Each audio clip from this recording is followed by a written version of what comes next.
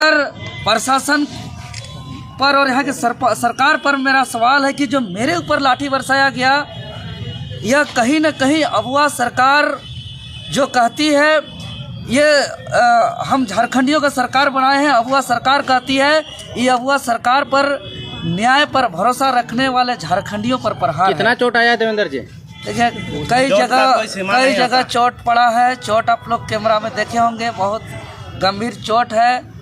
हम लगातार बोलते गए कि हमारा इलाज कराया जाए, अभी तक हमको इलाज भी नहीं कराया गया है, हम अभी तक इलाज भी नहीं करा पाए हैं। कल सुरक्षा का पुख्ता इंतजाम था, फिर भी आप लोग कैसे पहुंच गए वहाँ पे? देखिए वो तो पहुंचना जरूरी था, क्योंकि हम पहले ही घोषणा किए थे कि भाई जो भी हो जाए, चूँकि आज देख रहे हैं कि लड़ाई में, संघर्ष में इस तरह का सामना करना पड़ता है। आज हम जिसको पढ़ते हैं, चाहे वो भगत सिंह हो, महात्मा गांधी हो, वीर बिरसा मुंडा हो, चाहे जो भी हमारे क्रांतिकारी हैं, निर्मल महतो हो, शक्ति सुनील महतो हो, जो भी इस राज्य के लिए संघर्ष किया है, सबको इन तानाशाही रवैया से सामना करना पड़ा है। तो हम लोग भी सामना किए, लेकिन आज जिस छात्रों के हक अधिकार के लिए आज हर दुख, तकलीफ, दर्द, पीड़ा का सामना किए और उसको झेलते हुए आखिर देखिए माननीय हाईकोर्ट का भी हमारा फैसला आया और हमारा मांग को जायज ठहराते हुए जेएसएससी पर रोक का सुनवाई भी किया है। तो कहीं ना कहीं जब माननीय हाईकोर्ट हमारे बात को समझ रहे हैं, माननीय मुख्यमंत्री महोदय भी सीआईडी जांच का आदेश दिए हैं, मतलब माननीय हाईकोर्ट महोदय इस बात को स्वीकार कर रहे हैं कि जेएसएससी सीजीएल परीक्षा में गड़बड़ी हुई है। माननीय मुख्यमंत्री महोदय भी माना है कि जेएसएससी सीजीएल में गड़बड़ी हुई है। लेकिन आज जिस प्रशासन को वेतन मिलता है, पब्लिक का पैसा मिलता है, और प्रशासन या थाना में बड़े बड़े अक्षरों में लिखा जाता है सेवा ही धर्म, और अगर थाना में कॉल भी कीजिएगा किसी थाना प्रभारी को तो गाना भी बजता है कि हमको जो है कि आपके सेवा में है झारखंड पुलिस। लेकिन शायद वेतन भोगी बन करके, वेतन लेकर के पुलिस प्रशासन का जो कर्तव्य होना चाहिए, लॉ एंड ऑर्डर का देखना, एक प्रशासन का जो कर्तव्य होना चाहिए, विधि व्यवस्था को देखना, लेकिन जो वो दृश्य था किसी भी प्रकार से विधि व्यवस्था को तो दुरुस्त करने के लिए नहीं था। हम हाथ जोड़ रहे थे, हम हाथ जोड़ के कह रहे थे कि हमको मैसेज देना है, हमारा सीटों को बेचा जा रहा है, हमारा सपना को चकनाचूर किया जा रहा है, हमारा मेहनत को पानी में फेरा जा रहा है। जेएसएससी कार्यालय पे हम निवेदन करते हैं, डॉक्यूमेंट वेरिफिकेशन को रोकने के लिए हम आग्रह करने आए हैं, हमको जाने दीजिए, हम एक भी बैरिकेडिंग को टच भी नहीं करेंगे। लेकिन उन्होंने हम लोग को पहुंचने नहीं दिया गया, पहले ही रोक दिया गया। फिर भी बैठ के हम लोग शांतिपूर्ण तरीके से थे। लेकिन हम मीडिया और संबंधित अधिकारी पदाधिकारी से हम कहना चाहेंगे, चूंकि वहां पे जो दृश्य था हम लोग शांत हुए हैं, वो पुलिस प्रशासन को चिन्हित करके कड़ी कार्रवाई किया जाए। जो पुलिस प्रशासन उकसाने का काम किया है वर्दी पहन करके और लॉ एंड ऑर्डर को, विधि व्यवस्था का बात करते हैं।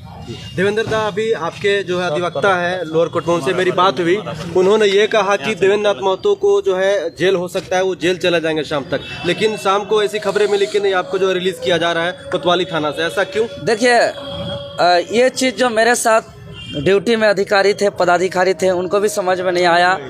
लेकिन जेल जाने का चर्चा मेरे साथ ड्यूटी में रहने वाले अधिकारी, पदाधिकारी, सिपाही लोग भी कर रहे थे।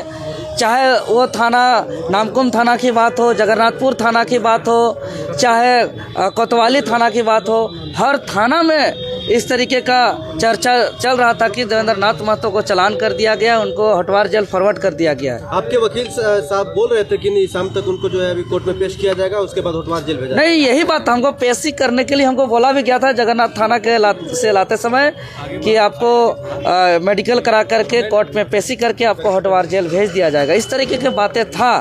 लेकिन झारखंड का जनता का प्यार है मेरे ऊपर, झारखंड का जनता का आशीर्वाद है मेरे ऊपर कि जिस सच्चाई के लिए हम संघर्ष करते हैं, तो झारखंड सरकार को यह महसूस हुआ कि देवेंद्र नाथ महतो अगर जेल जाता है तो पूरा राज्य अशांति हो जाएगा, पूरा राज्य उथल पुथल हो जाएगा।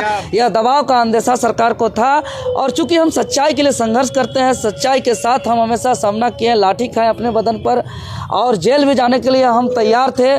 चूँकि जेल हम जिसको पढ़ते हैं, चाहे वो भगत सिंह हो, वीर बिरसा हो, सिद्धू कानू, नीलांबर, पीतांबर, फूलो, जानो, चांद, भैरव, निर्मल महतो, सुनील, शक्ति महतो, सबने जेल तक का सफर किया है। तो हम लोग भी सोचे कि संघर्ष का हिस्सा है। आगे अब लाठी खाने के लिए देवेंद्र नाथ महतो ही क्यों, बाकी क्यों नहीं छोड़ के चले गए? देखिए बाकी सब छात्र, कई छात्र और छात्र घायल हुए हैं, आप लोग ने देखा है कि और भी छात्र।